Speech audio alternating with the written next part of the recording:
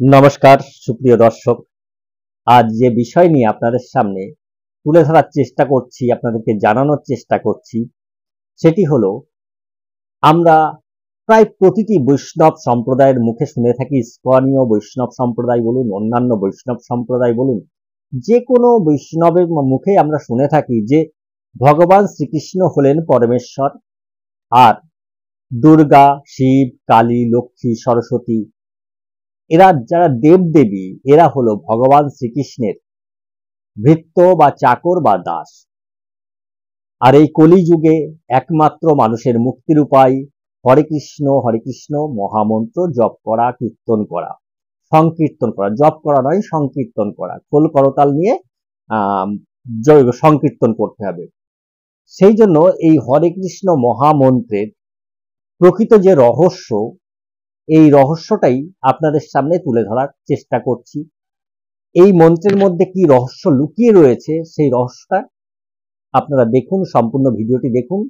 সম্পূর্ণ ভিডিওটি না দেখলে বুঝতে পারবেন না, কারণ বর্তমান যুগের যারা গুরু দীক্ষা দিচ্ছেন, যারা আমাদেরকে দীক্ষা দিচ্ছেন, তারা আমাদেরকে যা বোঝাচ্ছেন, আমরা যেহেতু শাস্ত্র চর্চা করি না, আমরা বিভিন্ন আমাদের শাস্ত্র গ্রন্থগুলো পড়ি না, আমরা বিভিন্ন কীর্তন আসর থেকে আমরা যে তথ্য সংগ্রহ করে আসি, বা আমরা কোনো ভাগবত আসরে গিয়ে যে তথ্য সংগ্রহ করে আসি, তাই নিয়েই আমরা ধর্ম পালন করি।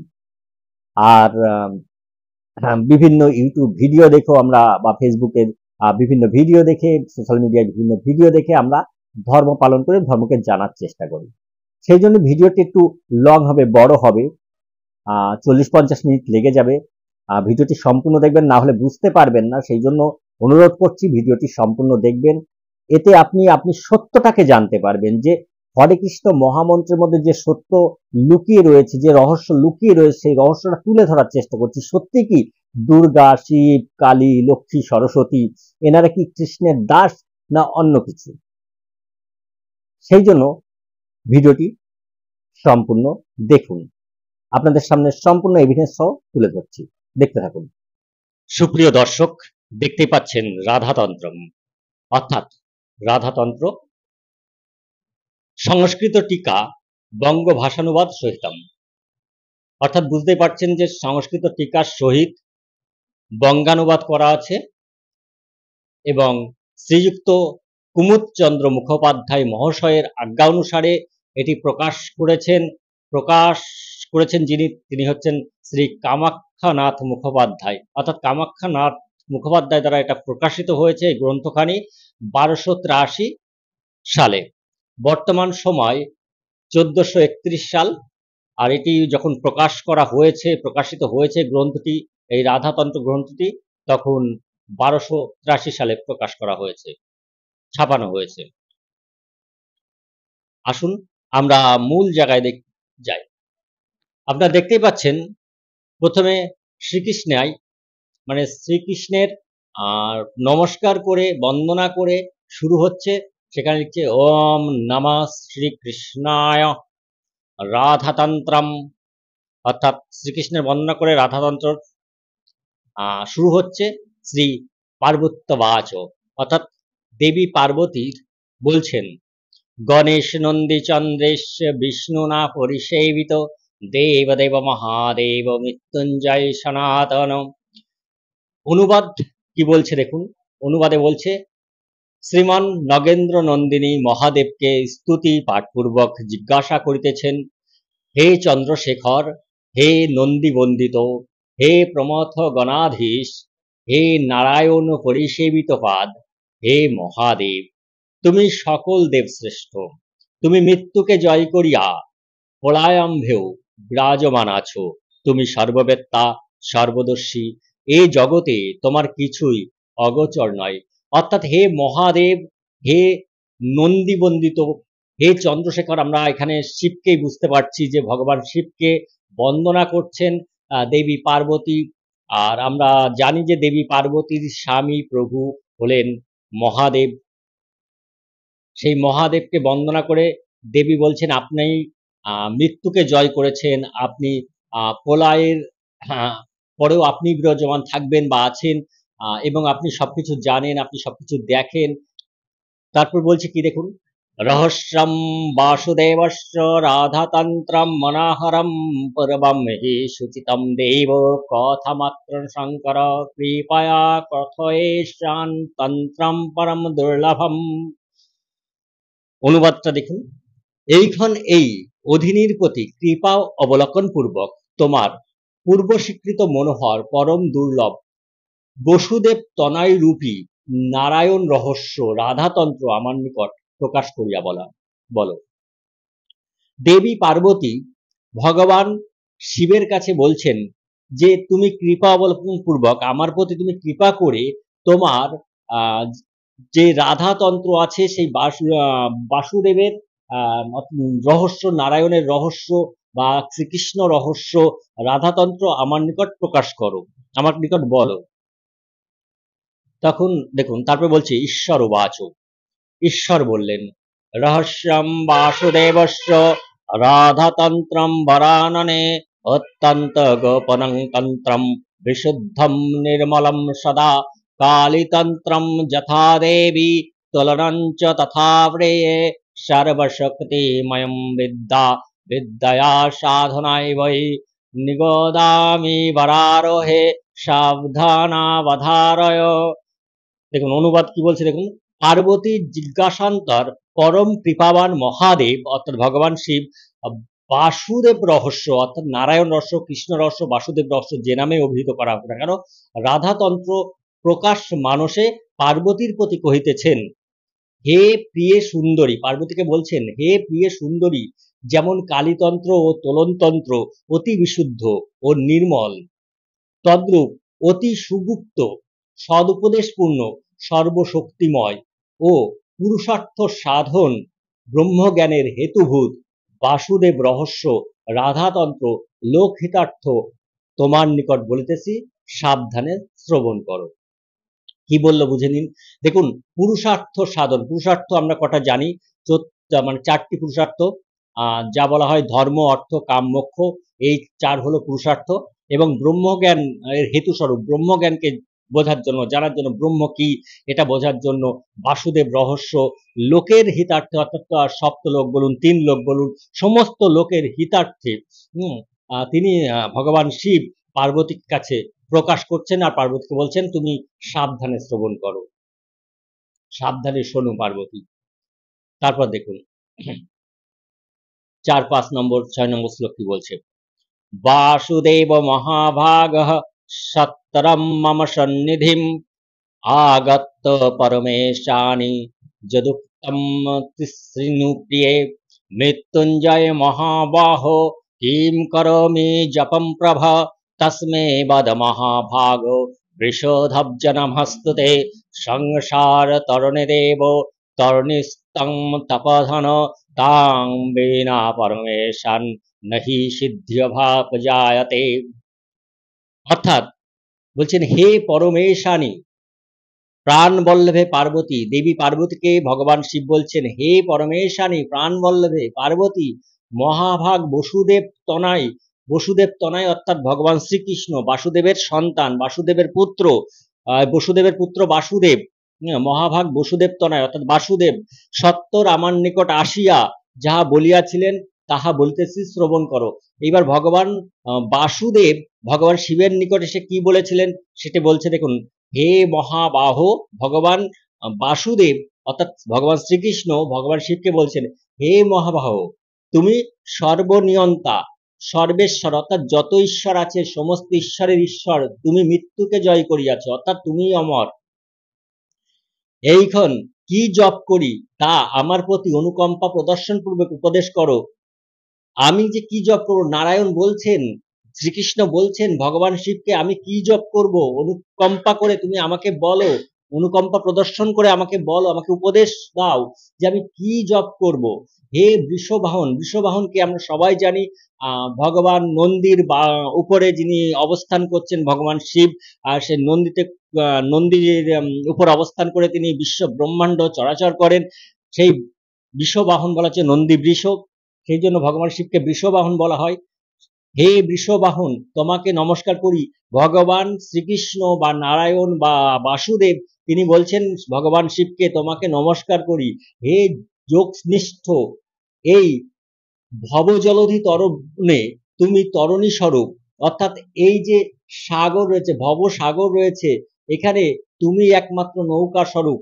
তুমি বিনা পুরুষার্থ সিদ্ধি হয় না, অর্থাৎ ভগবান শিবের বিনা কোনো মানুষ, কোনো ব্যক্তি, কোনো লোকের কেউই পুরুষার্থ সিদ্ধ করতে পারে না, সিদ্ধি লাভ হয় না।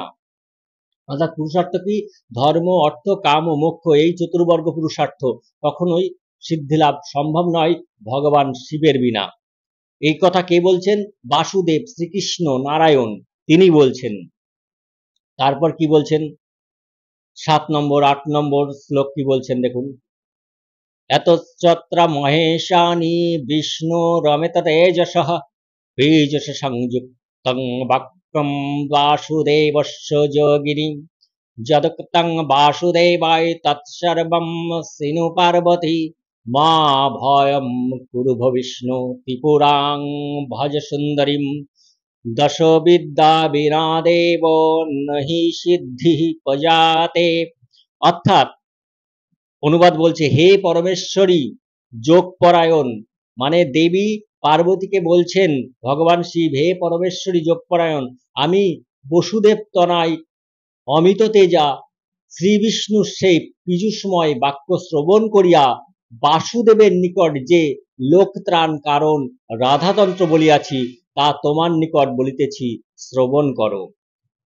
দেবী পার্বতীকে শিব বললেন যে আমি যে রাধাতন্ত্র বাসুদেবকে বলেছিলাম, সেই রাধাতন্ত্র তোমাকে বলছি, তুমি শ্রবণ করো, তুমি শোনো।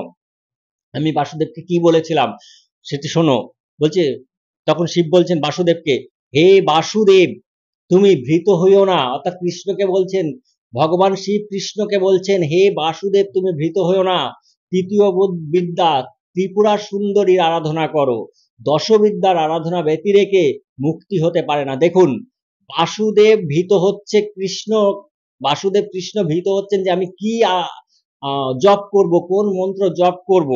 তখন ভগবান শিব বলছেন তুমি ভীত হইও না, তৃতীয় বিদ্যা ত্রিপুরা সুন্দরীর আরাধনা করো। দশবিদ্যা অর্থাৎ দশ মহাবিদ্যা, যে কালীতারা, সরস্বতী, ধূমাবতী, ছিন্নমস্তা, ভৈরবী, যে আছে কমলা, মাতঙ্গিনী, যে দশ মহাবিদ্যা আছে তার মধ্যে ত্রিপুরা সুন্দরী আছেন, সেই ত্রিপুরা সুন্দরীর আরাধনা করো। দশ মহাবিদ্যার আরাধনা ব্যতিরেকে মানুষের মুক্তি হতে পারে না, কোনো জগতের কোনো প্রাণী মুক্তি লাভ করতে পারবে না। তুমি ভীত হইও না, তুমি সেই দশ মহাবিদ্যার এক মহাবিদ্যা ত্রিপুরা সুন্দরীর আরাধনা করো। যারা বলে, যেসব বৈষ্ণব নামধারী ব্যক্তিরা আছেন, দেখুন বিভিন্ন ধরনের পোশাক পরে, কেউ বা গেরুয়া বস্ত্র, কেউ বা তিলক দিয়ে গেরুয়া বস্ত্র পরে, কেউ বা সাদা বস্ত্র পরে, কেউ বা লাল বস্ত্র পরে, কপালে তিলক, সারা অঙ্গে তিলক, ভস্য লাগিয়ে বসে আছে এবং গলাতে তুলসী মালা, রুদ্রের মালা পরে বসে আছে।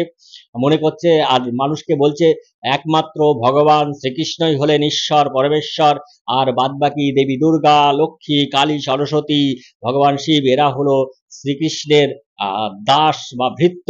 তারা দেখুন মানুষকে কত ভ্রান্ত পথে পরিচালিত করছে।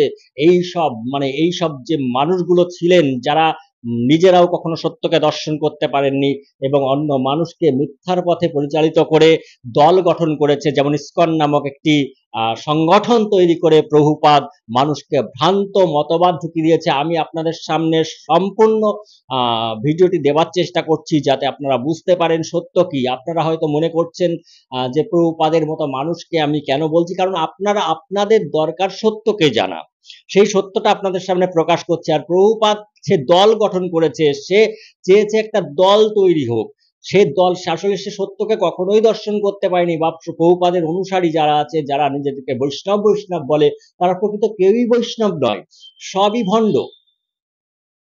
এই জগতের মানে যারা বৈষ্ণবধারী, দুই একজন বাদে বেশিরভাগ বৈষ্ণব নামধারী সবই ভণ্ড। একমাত্র দুই একজন বৈষ্ণব আছে, প্রকৃত বৈষ্ণব আছে, আর বাদ বাকি সব ভণ্ড আছে।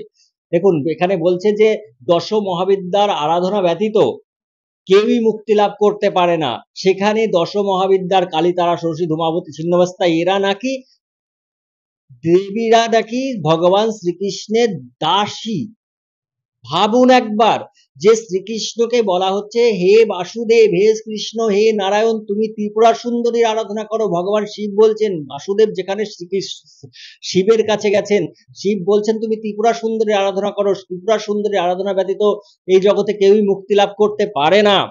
আর এই সব ভণ্ড সন্ন্যাসীরা, যারা সন্ন্যাসী সেজে বৈষ্ণব সেজে বসে আছে, আপনাদের যে অর্থগুলো তারা আত্মসাৎ করছে, আপনারা তাদেরকে মাথায় তুলে রাখছেন, কারণ আপনারা যেহেতু শাস্ত্র দেখছেন না। আমি আপনাদের সামনে সত্যকে প্রকাশ করার চেষ্টা করছি, সত্যকে তুলে ধরার চেষ্টা করছি। দেখুন তারপর কি বলছে, দেখুন তারপর 9 নম্বর 10 নম্বর শ্লোক কি বলছে দেখুন, তসমা দশোষু বিদ্যাসু প্রধানম ত্রিপুরাপরা চতুর্বর্গ প্রদং দেবীমীশ্বরীম বিশ্বমোহিনীম সুন্দরীম পরমারাধ্যম বিশ্বপালন তৎপরম সদা মম হৃদি স্থারং নমস্কৃত্য বদামহম। দেখুন অনুবাদ কি করছে দেখুন, সেই কালিকাদি দশ মহাবিদ্যার মধ্যে ত্রিপুরা সুন্দরী সর্বপ্রধানা, অর্থাৎ একটি তত্ত্ব। শ্রীকৃষ্ণ একটি তত্ত্ব, কালী একটি তত্ত্ব, ত্রিপুরা দেবী একটি তত্ত্ব, তেমন বিষ্ণু একটি তত্ত্ব, শিব একটি তত্ত্ব। এখানে কেউ কারোর ছোট নয়, কেউ কারোর বড় নয়। আমি জাস্ট আপনাদের সামনে সত্যকে তুলে ধরছি। আমি বলছি না যে ভগবান শ্রীকৃষ্ণ হচ্ছে মানে এই শিবের দাস বা কালীর দাস বা ত্রিপুরা সুন্দরের দাস, এটা নয়, এটা তত্ত্ব। আসলে এক এক গ্রন্থে কখনো কৃষ্ণকে বড় করে দেখানো হয়েছে যে কৃষ্ণই সব, কখনো বিষ্ণুকে বড় করে দেখানো হয়েছে বিষ্ণুই সব, কখনো বা কোনো গ্রন্থে দুর্গাকেই বড় করে দেখানো হয়েছে দুর্গাই সব, আবার কোনো গ্রন্থে শিবকেই বড় করে দেখানো হয়েছে শিবই সব। তেমন এইগুলো তত্ত্ব, শিব তত্ত্ব, কালী তত্ত্ব, লক্ষ্মী তত্ত্ব, কৃষ্ণ তত্ত্ব, বিষ্ণু তত্ত্ব, এগুলো তত্ত্ব। এই তত্ত্বগুলো আসলে আমাদের বুঝতে হবে একই ঈশ্বর বিভিন্ন রূপে আমাদেরকে, ঈশ্বরের তত্ত্বকে আমাদেরকে বোঝানোর চেষ্টা করেছে যেসব মহর্ষিরা ছিলেন, যারা সত্যকে দর্শন করেছিলেন, তারা আমাদেরকে বোঝানোর চেষ্টা করেছে, আমরা যাতে ভ্রান্ত না হয়। যেরকম বিভিন্ন গ্রন্থে যখন আমরা ভাববো যে বিভিন্ন গ্রন্থে, কোনো গ্রন্থে কৃষ্ণ কেন বড়, কোনো গ্রন্থে বিষ্ণু কেন বড়, কোনো গ্রন্থে শিব কেন বড়, কোনো গ্রন্থ, তখন আমরা বুঝতেই পারবো যে আসলে একই ঈশ্বরকে বিভিন্ন রূপে দেখানো হচ্ছে বিভিন্ন ভাবে। এখানে কোনো মানে আমাদের মতো এরা তো কোনো দেহধারী ব্যক্তি নয় যে আমাদের চাকর বাকর থাকে তাদেরও চাকর বাকর থাকবে। ঈশ্বর তো কোনো দেহধারী জিনিস নয়। ঈশ্বর হচ্ছে অনাদি অনন্ত, যার আদিও খুঁজে পাওয়া যায় না, যার অন্তও খুঁজে পাওয়া যায় না, সেই হচ্ছে ঈশ্বর। সেই ঈশ্বর কোনো দেহধারী হলে, আমাদের মতো মানুষের মতো হলে নাই আমরা চাকর বাকর রাখি, আমরা এই ভৃত্য পুষি, আমরা মানুষকে দিয়ে কাজ করাতে পছন্দ করি, কিন্তু তিনি ঈশ্বর। এবার দেখুন তারপর বলছে, সেই কালিকাদির দশবিদ্যা মধ্যে ত্রিপুরা সুন্দরী সর্বপ্রধান। আমরা কি করলে আমরা ধর্মের পথে যেতে পারবো, সেই কথা বলেছে যে আমরা ধর্মের পথে, আমরা চতুর্বর্গ অর্থাৎ ধর্ম অর্থ কাম মোক্ষ বলছে। এবার দেখুন, তিনি ধর্ম অর্থ কাম মোক্ষতাত্মক চতুর্বর্গ প্রদান করতে পারেন।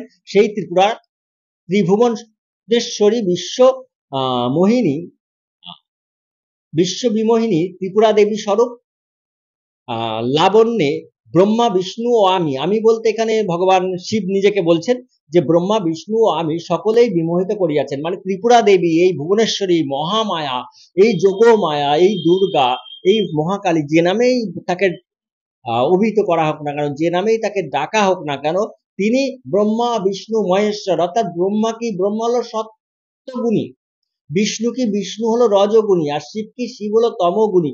এই সমস্ত গুণকে যিনি বিমোহিত করে রেখেছেন তিনিই হলেন দেবী কালিকা বা ত্রিপুরা সুন্দরী বা দুর্গা। তাই বলছে, সদা আমার হৃদয় বাসিনী পরমারাধ্যা জগৎকর্ত্রী সেই ত্রিপুরা সুন্দরীকে নমস্কার করিয়া তাহার আরাধনার ক্রম ও মন্ত্র বলিতেছি, শ্রবণ করো। ভগবান শ্রীকৃষ্ণকে বলছেন, কে বলছেন? ভগবান শিব বলছেন সদা আমার হৃদয়ে বাসিনী, অর্থাৎ ভগবান শিবের হৃদয়ে বাস করেন। পরমারাধ্যা জগৎকর্ত্রী, অর্থাৎ জগতের যিনি কর্তা, মানে স্ত্রীলিঙ্গে কর্ত্রী বলা হয়। এই জগতের সমস্ত কিছু যার উপরে নির্ভরশীল, যিনি এই জগৎকে ধারণ করে রেখেছেন, জগৎকে পালন করছেন, সেই জগৎকর্ত্রী ত্রিপুরা দেবী পরম আরাধ্যা, মানে লিঙ্গে বলা হয় পরম আরাধ্যা, আর পুরুষ লিঙ্গে পরম আরাধ্য। এখানে লিঙ্গ ভেদ করে আমাদের বোঝানো হচ্ছে, এই লিঙ্গকে দেখিয়ে বোঝানো হচ্ছে, না পরম ব্রহ্ম না হলেন তিনি স্ত্রীলিঙ্গ, না তিনি পুরুষ, না তিনি স্ত্রী, না তিনি নপুংসক। তিনি আসলে কি সেটা ব্যাখ্যা করার ক্ষমতা আমাদের মতো সাধারণ মানুষের সেইভাবে নেই। তবুও যারা আজকে মানে আমি কেন আপনাদের সামনে তুলে ধরার চেষ্টা করছি, কারণ যারা এইগুলো প্রচার করছে যে শ্রীকৃষ্ণ হলে পরমেশ্বর, একমাত্র শ্রীকৃষ্ণর প্রসাদ খাবে, দেবী দুর্গার প্রসাদ খাওয়া যাবে না, কালীর প্রসাদ খাওয়া যাবে না, ত্রিপুরা সুন্দরীর প্রসাদ খাওয়া যাবে না, ওরা হলো দেবদেবী, হ্যাঁ? ওদের প্রসাদ খেতে নেই, ওদের পুজো দেখতে নেই, ওদের পুজোর ওখানে যেতে নেই, তাদের বিরুদ্ধে আমি কথা বলছি। আপনারা মনে করবেন আমি বৈষ্ণব বিরোধীদের কাছে, আমি প্রকৃত বৈষ্ণবের বিরোধিতা করছি না। আমি এইসব ভণ্ডদের, যারা ভণ্ডামি করছে, ধর্ম নিয়ে ব্যবসা করছে, তাদের বিরোধিতা করছি শুধুমাত্র। কারণ এই যে তত্ত্ব কথা, এই সম্পূর্ণ বোঝার ক্ষমতা ব্যাসদেবেরও হয়নি। ব্যাসদেব যিনি লিখেছেন গ্রন্থ, তিনিও পারেননি সম্পূর্ণ বুঝতে। আর আমরা তো খুবই ছোট, তবুও যতটা পারি ততটা নিয়ে আমরা সত্যকে নিয়ে চলার চেষ্টা করব, যে ব্যাসদেব যা বলে গেছেন, পরাশর যা বলে গেছেন, হ্যাঁ, আমাদের মহান মহান মুনি ঋষিরা যা বলে গেছেন, সেই পথে আমরা ধর্মপথে কিভাবে চললে আমরাও সুখ শান্তি পেতে পারি, আমরা ঐশ্বর্যবান হতে পারি। বলছে ধর্ম অর্থ কাম ও মোক্ষ। ধর্ম, কোনো অধর্মের বিষয় থাকবে না। ধর্ম অর্থ, অর্থাৎ ধন সম্পদ ঐশ্বর্য টাকা পয়সা, উম, সম্পত্তি, এগুলো এই যে জীবনে দরকার আছে। কারণ অর্থ না হলে ধর্ম হয় না, ধর্ম করা যায় না। আবার এই ধর্ম করার যে মানসিকতা, এখানে কাম, কাম যদি না থাকে তাহলেও ধর্ম করা সম্ভব না। মানুষের মধ্যে আমি ধর্ম করবো এটা তো কামনা, আমি অর্থ ইনকাম করবো এটা তো কামনা। অর্থাৎ ধর্ম অর্থ কাম সবই দরকার। এবার মোক্ষতা, এবার আমার মোক্ষতা দরকার, এটাও তো কামনা। সবই নির্ভর করছে কামনার উপরে। আর আমরা চাচ্ছি যে ধর্ম অর্থ কাম মোক্ষ, অর্থাৎ ইহজীবনে, ইহকালে, অর্থাৎ বর্তমান কালে, এট প্রেজেন্টে আমরা কিভাবে সুখে থাকতে পারবো, শান্তিতে থাকতে পারবো, সুস্থ থাকতে পারবো, সেই তত্ত্ব আপনাদের সামনে তুলে ধরার চেষ্টা করছি, যাতে আপনারা ভ্রান্ত পথে পরিচালিত না হয়ে সঠিক ধর্মের পথে থাকতে পারেন। কারণ বিভিন্ন সম্প্রদায় এসছে, বিভিন্ন মানুষ বিভিন্নভাবে বলছে। কবিরের সম্প্রদায়ের লোকগুলো বলছে কবির হলে পরমেশ্বর, তাকে সেবা করো, হ্যাঁ, তাকে উপাসনা করো, কবিরকে উপাসনা করতে বলছে। তেমন অনুকূলের যারা ভক্তবৃন্দ আছে তারা এসে বলছে অনুকূল হলেন পরমেশ্বর ভগবান, তিনি শিব দুর্গা লক্ষ্মী কালীকে সৃষ্টি করেছেন। হ্যাঁ, ওদিকে কবির বলছেন কবির সৃষ্টি করেছেন, কবিরের সম্প্রদায়ের লোকগুলো। এবার মানুষকে এদিকে বৈষ্ণব সম্প্রদায়ের নামধারী যারা চৈতন্যের ভক্ত, তারা বলছে যে চৈতন্যদেব হলেন পরমেশ্বর। এবার যারা রামকৃষ্ণ মিশনের ভক্ত, তারা আবার বলছে রামকৃষ্ণ দেব হলেন পরমেশ্বর। এবার মানুষ কিভাবে ভ্রান্ত পথে, এক একটা দল মানুষকে, কিছু দল মানে কিছু মানুষ নিয়ে দল গঠন করছে, কেউ কবিরপন্থী, কেউ চৈতন্যপন্থী, কেউ অনুকূলপন্থী, কেউ হরিচাঁদ গুরুচাঁদ পন্থী, বিভিন্ন পন্থী তৈরি হয়েছে। মতুয়ারা তো হরিচাঁদ গুরুচাঁদকে পরমেশ্বর পরম ভগবান ভেবে বসে আছে, এবং তারা মাথা ঝাঁকিয়ে ঝাঁকিয়ে যেভাবে পরিবেশ দূষণ করে ফেলছে, পরিবেশ দূষণ তো অবশ্যই হচ্ছে, কারণ ওইভাবে ডঙ্কা পেটালে মানুষের মস্তিষ্ক আর কতক্ষণ ভালো থাকবে, পরিবেশের পরিস্থিতি আর কতক্ষণ ভালো থাকবে। তেমন আমাদের যারা হিন্দু, সনাতন হিন্দু বলে নিজেদেরকে দাবি করছে যে আমরা সনাতনী, আমরা সনাতনী, তারা কি করছে 24 ঘন্টা মাইক বাজিয়ে হরে কৃষ্ণ কীর্তন করে কিভাবে হরে কৃষ্ণ মন্ত্রটাকে জপ করতে হবে বা উচ্চারণ করতে হবে, সেটা তো এই গ্রন্থ থেকে আমি প্রমাণ করব যে কিভাবে করতে হয়। কিন্তু এরা যেভাবে করছে তাতে তো পরিবেশ অশুদ্ধ হবেই না। এইভাবে করেছে, রাবণও তো ঈশ্বরেরই সাধনা করেছে, ঈশ্বরের সাধনা করেছে, কিন্তু সঠিক পদ্ধতিতে সাধনা করতে হবে, না হলে তো খারাপ হবে, পরিবেশ তো খারাপ হবে, পরিস্থিতি তো খারাপ হবে। আসুন তারপরে দেখি কি বলছে। তারপরে দেখুন 11 নম্বর শ্লোক, 12 নম্বর শ্লোক কি বলছে দেখুন। ব্রহ্মণিঞ্চ সমুদ্ধৃত ভগবীজং সমুদ্ধর রতিবীজং সমুদ্ধৃত পৃথিবীজং সমুদ্ধর ময়ামন্তে ততো দত্তা বাগ্ভাবম কুরু যত্নতঃ ইদম হি বাগ্ভাবম কূটম সদা তৈলক্ষ্যমহনম শিববীজং সমৃদ্ধিত ভৃগবীজং ততঃ পরং কুমুদ্বতীম তত দেবী শূন্যনঞ্চ তদন্তরম পৃথিবীজম ততশ্চকতা অন্তে মায়া পরাক্ষরিম কামরাজমিদম দেবীম কুতুম পরম দুর্লভম। অনুবাদ কি বলছে দেখে নিন। মন্ত্র যথা দ্বাদশ স্বরে বিন্দু যোগ করে ককারে লকার ইকার ও বিন্দু যোগ করবে। এখানে ককার অর্থাৎ ক, লকার অর্থাৎ ল, ক ল, ইকার দিলে কি হচ্ছে দীর্ঘ ইকার, দীর্ঘ ইকার দিলে কি হলো কালী, ক ল আর ইকার দিলে কালী, তাহলে বিন্দু যোগ করলে কি হলো কালিম। বা কালিং, কালিং থেকে কালিম, তৎপরে মায়া বীজ, বলছে তৎপরে মায়া বীজ ও বাগ বীজ যোগ করিলেই এক মন্ত্র হলো। মায়া বীজ কি? মায়া বীজ হলো হ্রিম, হ্রিম, তাহলে ওম কালিম হ্রিম। এবার বাগ বীজ, বাগ বীজ কি? বাগ বীজ হলো ওইং, ওম কালিম হ্রিম ওইং ওম, এটি হলো এক মন্ত্র। যে কোনো মন্ত্র আপনি জপ করুন না কেন, তার আগে এবং পরে অর্থাৎ আদিতে এবং অন্তে প্রণব অবশ্যই লাগাতে হয়। প্রণব না লাগালে কোনো মন্ত্রই সঠিক হয় না। সেই জন্য প্রণব লাগিয়ে অউম, অউম লাগিয়ে তাই মন্ত্র জপ করতে হয় এবং অউম দিয়েই মন্ত্রকে ছাড়তে হয়। এবং মন্ত্রকে ছাড়ার সময় যদি অউম নাও বলা হয়, কিন্তু মন্ত্র উচ্চারণের পূর্বে অর্থাৎ আদিতে অউম এই প্রণব অবশ্যই যোগ করতে হয়। তাই অউম হিম ক্লেম, অউম হ্লিম ঐং, এই যে একটি মন্ত্র হলো, এই বিশ্ব বিমোহন মন্ত্র অতি গোপনীয় দুর্লভ। এরপরে বলছে মন্তান্তর বলিতেছি, প্রথমত হকার, তারপরে সকার, তারপরে ককার, তাহলে হ স ক কি হলো? হসক, যোগ করিয়া মায়াবীজ, মায়াবীজ কি? হ্রিম, যোগ করলে এই কূট মন্ত্রের নাম কামরাজ মন্ত্র, ইহা অতি দুর্লভ মন্ত্র। তাহলে কি হলো? হ স ক, হসক হ্রিম, ওম হসক হ্রিম, ওম হসক হ্রিম। এই যে মন্ত্রটি, এটা হলো কামরাজ মন্ত্র, এ অতি দুর্লভ। এ কে বলছে? ভগবান শিব বলছেন। কাকে বলছেন? ভগবান নারায়ণকে বলছেন বা কৃষ্ণ বা বাসুদেবকে বলছেন। ভৃগ বীজং সমৃদ্ধত্ব সমুদ্ধর কুমুদবতীম ইন্দ্র বীজম তত দেবী তদন্তে বিকটাপরা বাসুদেব পিতম সুতা দূতম কাশীপুরম শশৌ যত্র কাশী মহামায়া নিত্যজনী স্বরূপিণী সা কাশী পরমারাধ্যা ব্রহ্মাদ্বৈ পরিসেবিতা। দেখুন এর যে অনুবাদ কি বলছে দেখুন, বলছে মন্তান্তর কহিতেছি, শিব বলছেন বাসুদেবকে মন্তান্তর কহিতেছি শ্রবণ করো। প্রথমে সকার, তারপরে ককার, তাহলে শক, তদন্তে লকার, তাহলে সকল সকল, উদ্ধার করিয়া সর্বান্তে মায়াবী ঝিরিম, তাহলে ওম সকল হিম। এই যে মন্ত্র, এই মায়াবীর যোজনা করিবে, ইহাতে চতুরক্ষরী মন্ত্র হইল। বাসুদেব সেই মন্ত্র শ্রবণ করিয়া, এই তিনটে মন্ত্র বাসুদেব শ্রবণ করলেন। বলছে বাসুদেব সেই মন্ত্র শ্রবণ করে, অর্থাৎ ভগবান শ্রীকৃষ্ণ সেই মন্ত্র শ্রবণ করে শুনে দ্রুত বেগে কোথায় গেলেন? কাশী ধামে গমন করলেন। কে? ভগবান শ্রীকৃষ্ণ ভগবান শিবের ওখান থেকে দ্রুত বেগে এবার কাশী ধামে গমন করলেন। এবং কাশীপুরী, যে কাশীপুরী আছে, সেই কাশীপুরী কাশীধামটা নিত্যা ও যোনি স্বরূপিণী সেই পরমারাধ্যা কাশীকে ব্রহ্মাদি দেবগণ সদা সেবা করছেন।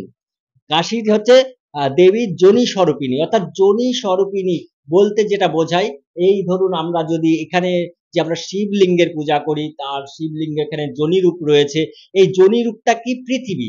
আর শিবলিঙ্গটা কি? শিবলিঙ্গ হলো মহাকাশ। এইভাবে তত্ত্বটা আসে। এসব নিয়ে আমি পরে আপনাদেরকে আলোচনা করব, ভিডিও করব। এই ভিডিওতে অনেক বেশি বড় হয়ে যাবে, অত কিছু আলোচনা করা সম্ভব নয়। পরবর্তী ভিডিওতে আমি আলোচনা করবো এইসব বিষয় নিয়ে। তবে কি বলছে? বলছে মুহূর্তম যত্র যজ্জপ্তম লক্ষ বর্ষ ফলম লাভেত, অর্থাৎ এক মুহূর্ত জপ করলে লক্ষ বৎসরের ফল লাভ হয় ওই মন্ত্র।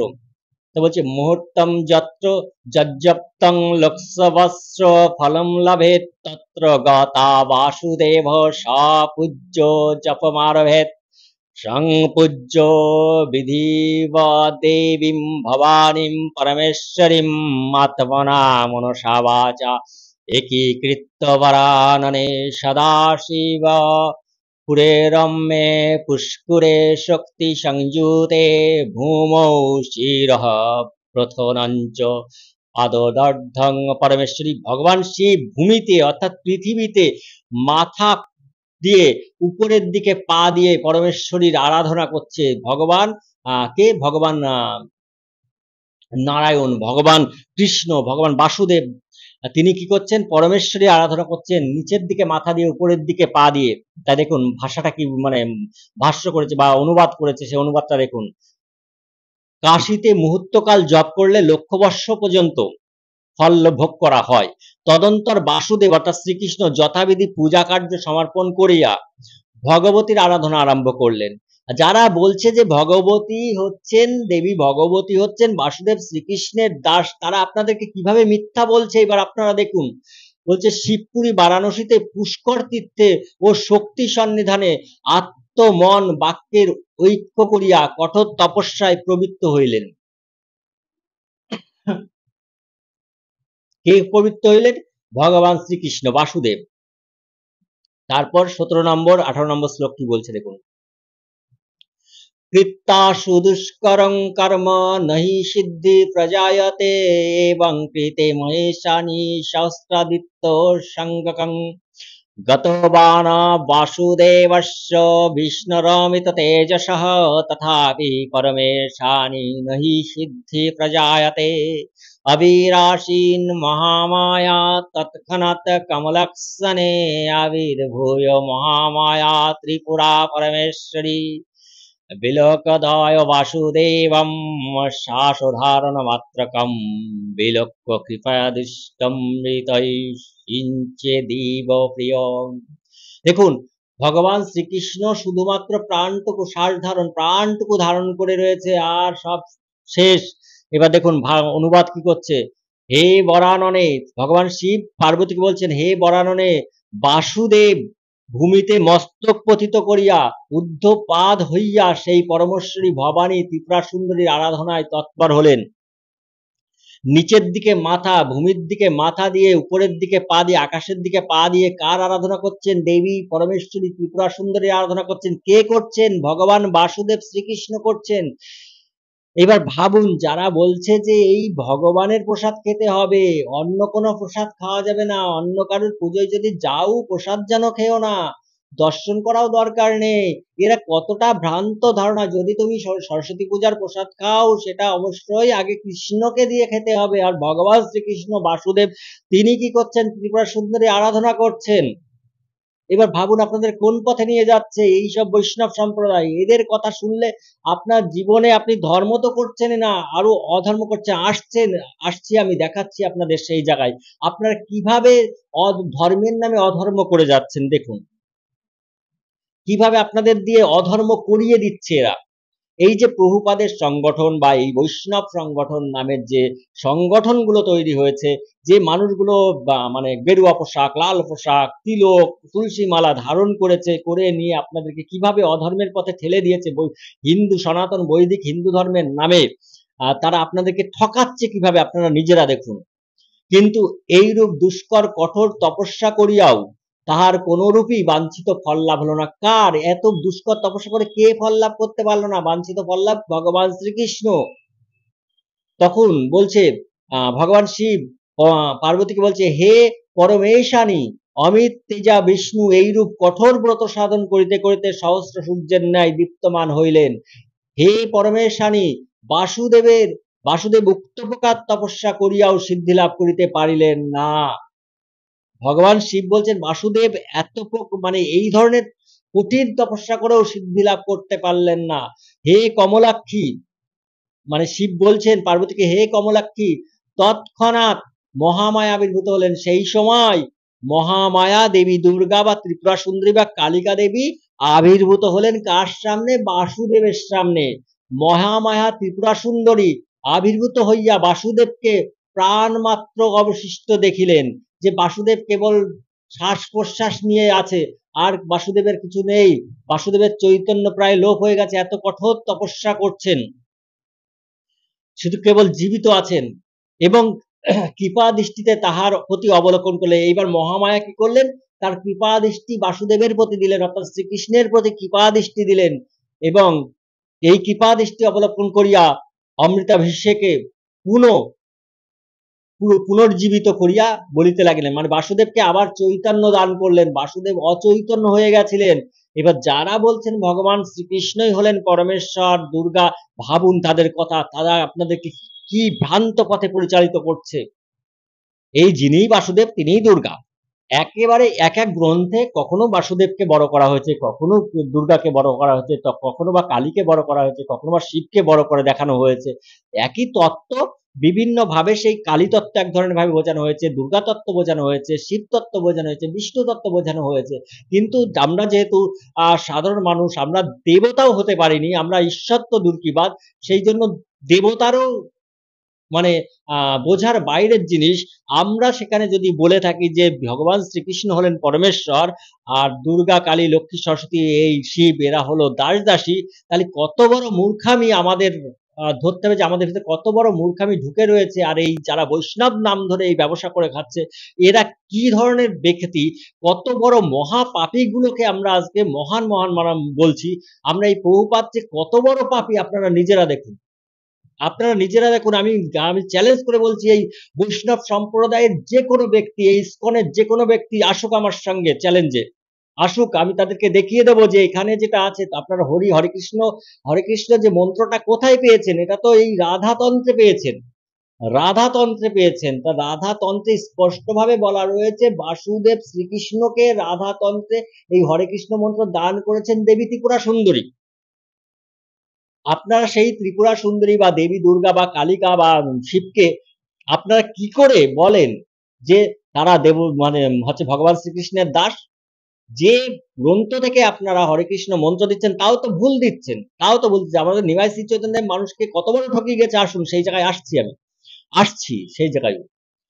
উতিষ্ঠ বৎস হে পুত্র কিমর্থং তপস্যে তপো ভো পুত্র শীঘ্রম তিষ্ঠ বরম বরৈরে সুত তচ্ছতা পরমম বাক্যম ত্রিপুরায়া সুধাস্রবম বাক্য তস্যাৎ সুত সুতা তক্তা যোগন্তু তৎক্ষণাৎ পপাত চরণাপান্তে ত্রিপুরায়া শুচিস্মিতে।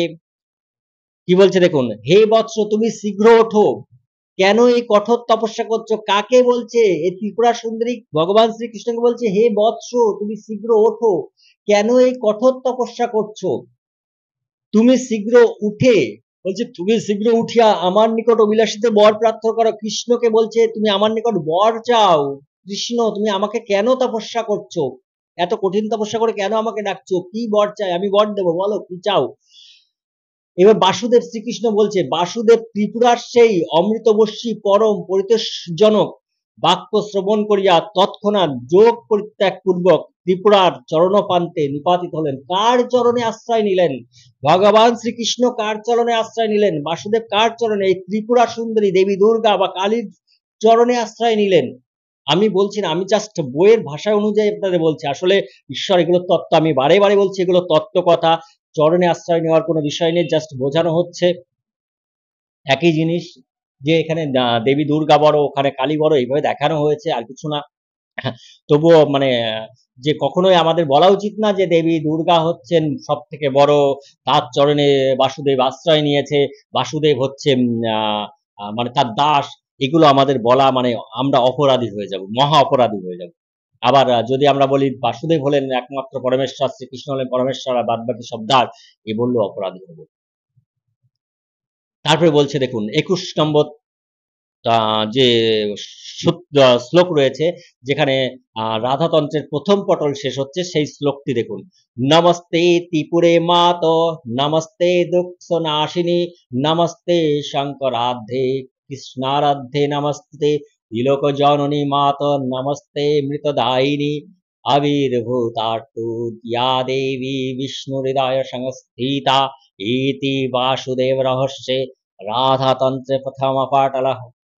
দেখুন কি বললো, দেবী ত্রিপুরা সুন্দরীকে বাসুদেব প্রণাম করে বলছে, তদন্তর বাসুদেব স্তব করছেন ত্রিপুরা সুন্দরীর, বলছে হে ত্রিপুরা সুন্দরী তুমি জীবের দুঃখ নাশ করো, হে মাতো। বাসুদেব বলছেন, শ্রীকৃষ্ণ বলছেন হে মাতো, হে মাতা, তোমাকে নমস্কার করি, তুমি শঙ্করের আরাধ্যা, মানে ভগবান শঙ্কর শিব তোমাকে আরাধনা করে।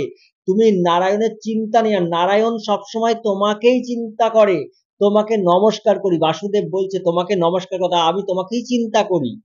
তুমি ত্রিভুবন প্রসব করিয়াছ, এই যে মানে স্বর্গমত্ত পতাল তুমি একমাত্র এই প্রসব করেছো, এটা সৃষ্টি করেছো এবং এইখন অমৃত শেক করিয়া আমার চেতনা প্রদান করিয়াছো। আমু তো অচেতন হয়ে গেছিলাম, তুমি আমার চেতনা প্রদান করেছো। অর্থাৎ দেখুন, কারোর মধ্যে যদি শক্তি না থাকে, পরম ব্রহ্মের মধ্যে যদি শক্তি অবস্থান না করে, পরম ব্রহ্মও কিন্তু অচেতন অবস্থায় পড়ে থাকবে। সেই সব বিষয়গুলোই দেখানো হয়। তোমাকে নমস্কার করি, তুমি বিষ্ণুর হৃদয়বাসিনী, আমাকে প্রত্যক্ষ দেখা দিয়েছো হে মাতো, তোমাকে নমস্কার করি। এমন ভাবে মনে হচ্ছে যে ভগবান শ্রীকৃষ্ণ একজন দেহধারী ব্যক্তি। সাধারণ যারা আমাদের এই ঐতিহাসিক গণ, আমাদের যারা ধর্ম ব্যাখ্যা করেন, তারা তো ভগবান শ্রীকৃষ্ণকে বা এইভাবে দেখে তো বলবে তিনিও একজন দেহধারী ব্যক্তি। হচ্ছে ওর নাম কি, আহ মাতা ত্রিপুরা সুন্দরী একজন দেহধারী ব্যক্তি। আসলে এগুলো তত্ত্ব, এগুলো দেহধারী ব্যক্তিত্বের কথা নয়। এটি প্রথম পটল। প্রথম পটল এখানেই সমাপ্ত হয়েছে। এরপরে দ্বিতীয় পটল। দ্বিতীয় পটল 22 নম্বর সূত্র শ্লোক থেকে শুরু হচ্ছে। সেখানে কি বলছে দেখুন, বাসুদেব মহাবাহ সিনুমে পরম বচ তং হি দেব সুত শ্রেষ্ঠ কিমর্থং তপস্যেত তপ কুলাচারম বিনা পুত্র নহি সিদ্ধি প্রজায়তে। এখানে পুত্র বলছে, বাসুদেবকে দেবী ত্রিপুরা সুন্দরী তার পুত্র সন্তান ছেলে বলছে। শক্তিহীন সতে সিদ্ধিং কথং ভবতি পুত্রক মমাংস সম্ভবং লস্মিং ত্যক্তা কিং তপস্যে তপ বৃথা শ্রমং বৃথা পূজম জপঞ্চ বিফলং সুত। দেখুন, লক্ষ্মীকে ত্যাগ করে যা হয় সব বৃথা হয়। বৃথা শ্রম, বৃথা পূজা, বৃথা জপ সব বিফল হয়ে যায় লক্ষ্মীকে ত্যাগ করে। এবার চৈতন্যদেব কি করেছেন, তার গৃহলক্ষ্মীকে ত্যাগ করে গিয়ে তিনি সন্ন্যাস অবলম্বন করেছে। আসুন ভাষা মানে যে অনুবাদ, সে অনুবাদটা আমরা আগে দেখে নিই। বলছে, বাসুদেবের স্তবে পরিতুষ্টা হয়ে ত্রিপুরা সুন্দরী কহিতেছেন, হে মহাবাহ বাসুদেব, আমার সার্বুত বাক্য শ্রবণ করো। তুমি কি নিমিত্ত এই কঠোর তপস্যা করিতেছ? কুলাচার ব্যতিরেকে মন্ত্র সিদ্ধি হয় না। তুমি শক্তিহীন, কি রূপে তোমার সিদ্ধি হইতে পারে? কারণ বাসুদেব কি করলেন, তিনি সেখানে লক্ষ্মীকে নিয়ে যাননি, তিনি একা তপস্যা করছেন। আর একা কোনো কিছু করতে গেলে মানে এই সাধনা, ধর্মপথের সাধনা করতে গেলে সাধারণ মানুষের তার সঙ্গে তার স্ত্রীর প্রয়োজন। শক্তিহীন হলে হয় না, শক্তি দরকার। আর দেখো, লক্ষ্মী আমার অংশ সম্ভূতা, তুমি তাকে পরিত্যাগ করিয়া কেন বৃথা তপস্যা করছো? দেখুন, আর চৈতন্যদেব বিষ্ণুপ্রিয়াকে ত্যাগ করে চলে গেছে। তাহলে চৈতন্যদেব কি সঠিক পথে ছিল? আপনি নিজেই ভাবুন, নিজের মস্তিষ্ক দ্বারা আপনি বিচার করুন। আপনি অন্ধবিশ্বাসী হলে আপনার ধর্ম, আপনি যেভাবে আপনি ধর্মের নামে অধর্ম পালন করুন, আমার কিচ্ছু যায় আসে না। আমি জাস্ট আপনাদের সামনে সত্যকে তুলে ধরছি যে চৈতন্যদেবও আপনাদের ঠকিয়ে গেছে। আসুন আমি দেখাচ্ছি চৈতন্যদেব কিভাবে আপনাদের ঠকিয়েছে। অনেকেই মনে করবেন, আমার পরে এই কথা শুনে অনেকে গালাগালি করতে চাইবেন যে চৈতন্যদেব কি করে ঠকিয়েছে, একটা মহামানব। আরে মহামানব তো আমরা তৈরি করেছি, তাই মহামানব হয়েছে। মহামানব তৈরি করে দেওয়া হয়েছে গ্রন্থের মাধ্যমে, লিখে কাব্য গ্রন্থের মাধ্যমে। আজ যদি টেকনোলজি না বেরোতো, তাহলে তো আমরাও তো এই যে রাম রহিম বাবাকে হয়তো মহামানব বলতাম। কারণ আজ থেকে 200 বছর পরে ওনার নামেও ওনার ভক্তরা গ্রন্থ লিখে ওনাকে ভগবান বানিয়ে দিত। ওই রাধা মা বলে একজন আছেন, যারা আজকে জেলের ঘাড়ি টানছে, এই রাম রহিম, রাধা মা, এরাও হয়তো আজ থেকে 200 বছর পরে গিয়ে এরাও ভগবান হয়ে যেত। এখনই তো অনেক মানুষের কাছে ভগবান হয়ে গেছে, টেকনোলজির কারণে এরা ধরা পড়ে গেছে। ধরা পড়ে গেছে। আর সেই সময় এত টেকনোলজি উন্নত ছিল না। ঠিক আছে? এই যে আমাদের যেসব মহামানব, আমাদের যাদেরকে আমরা বলি, তাদের আমলে এত টেকনোলজি উন্নত ছিল না। তাদের যারা ভক্তগান, কেউ রামকৃষ্ণকে ভগবান বানিয়েছে, কেউ চৈতন্যদেবকে ভগবান বানিয়েছে, সেই আমলে তো এত টেকনোলজি ছিল না। তাদের ভক্তগান তাদেরকে বানিয়েছে। যেমন রাম রহিমের ভক্তরা তো রাম রহিমকে ভগবান বানিয়ে দিত। যদি টেকনোলজির কারণে রাম ধরা না পড়তো, যদি রাধা মা ধরা না পড়তো, তাহলে তো এই হতো। মানুষকে ভগবান বানাতে গিয়ে আজ ভগবান মানুষে পরিণত হয়ে গেছে। দেহধারী ব্যক্তি মনে করছে সাধারণ মানুষ ভগবানকে, শুধু মানুষগুলোকে ভগবান বানানোর জন্য। যে রামকৃষ্ণকে কেউ ভগবান বানিয়েছে, কেউ চৈতন্যকে ভগবান বানিয়েছে, কেউ হরিচাঁদ গুরুচাঁদকে ভগবান বানিয়েছে, কেউ বা কবিরকে ভগবান বানিয়েছে। এই জন্য ভগবানের তত্ত্বকে এই মানুষ বুঝতে পারছে না। তার কারণে দোষী এই যে চৈতন্য চরিতামৃত মতো গ্রন্থ, হীরা শ্রী শ্রী হরিলীলাম মতো গ্রন্থগুলো দোষী। কারণ এই গ্রন্থগুলোকে যতক্ষণ না মানুষ বাদ দেবে, ততক্ষণ মানুষ সত্যের সন্ধান কি করে পাবে? মানুষকে তো ভগবান বানানোর জন্য, মানুষকে ভগবান বানানোর জন্য ভগবান আজকে মানে ভগবান তত্ত্বকেই মানুষ বুঝতে পারছে না, যে ভগবান তত্ত্ব কি, ঈশ্বর তত্ত্ব কি, এই তত্ত্বই বুঝতে পারছে না। এই যে গ্রন্থগুলো আছে, এই গ্রন্থগুলোকে যতক্ষণ না মানুষ ত্যাগ করতে পারবে, ততক্ষণ মানুষ সত্যের সন্ধান কোনোদিন করতে পারবে না। আর যেহেতু আমি ওইসব গ্রন্থকে শুধুমাত্র কাব্যগ্রন্থ, কবিত্ব শক্তি এই মনে করি আর ভণ্ডামি মনে করি, সেই জন্য ওই গ্রন্থগুলোর প্রতি আমি লক্ষ্যও দিই না, পড়তেও চাই না। আছে আমার কাছে কিন্তু আমি পড়িও না। আমি যতটুকু পড়ে দেখেছি সম্পূর্ণ ভ্রান্ত গ্রন্থ, একেবারে পাই টু পাই দেখিয়ে দিতে পারি, পুরো এ টু জেড দেখিয়ে দেবো, একেবারে প্রথম থেকে গ্রন্থের শেষ পর্যন্ত সব ভ্রান্ত, সব ভ্রান্ত দেখিয়ে দিতে পারি। চৈতন্য চৈতন্য শ্রী শ্রী হরি লীলামৃত এইসব গ্রন্থগুলো, মানে হরিচাঁদ ঠাকুরের নামে যেটা গ্রন্থ লেখা হয়েছে হরি শ্রী শ্রী হরি লীলামৃত, এসব ভ্রান্ত গ্রন্থগুলো আমি পাই টু পাই দেখিয়ে দেবো, সব ভুল। আর দেখো, লক্ষ্মী আমার অংশ সম্ভূতা। এবার কে লক্ষ্মী? দেবী মানে দুর্গা বা ত্রিপুরা সুন্দরীর অংশ সম্ভূতা বলা হয়েছে, অর্থাৎ লক্ষ্মী রূপে বিষ্ণুপ্রিয়া ছিলেন। তাকে ত্যাগ করে চৈতন্যদেব কি করে তপস্যা করছেন, কি করে সাধনা করছেন শ্রীকৃষ্ণের? এখানে তো সাধনা, পূজা, জপ, তপস্যা সব বৃথা, চৈতন্য সব বৃথা। সেই চৈতন্য কি করে ভগবান হয়ে গেল? যেখানে শ্রীকৃষ্ণকে বলছে তুমি যে তোমার যে ইয়ে রয়েছে, রাধা রয়েছে শক্তি, তোমার যে রুক্মিণী রয়েছে, সত্যভামা রয়েছে, তোমার যে লক্ষ্মী স্বরূপাণী রয়েছে, সেই লক্ষ্মী ত্যাগ করে তুমি কি করে তুমি আমার পূজা করছো? তোমার কোনো পূজা কাজ হবে না। এখানে বলে দিয়েছে, ভগবান শ্রীকৃষ্ণকে বলা হচ্ছে তোমার এতে কোনো কাজ হয় না।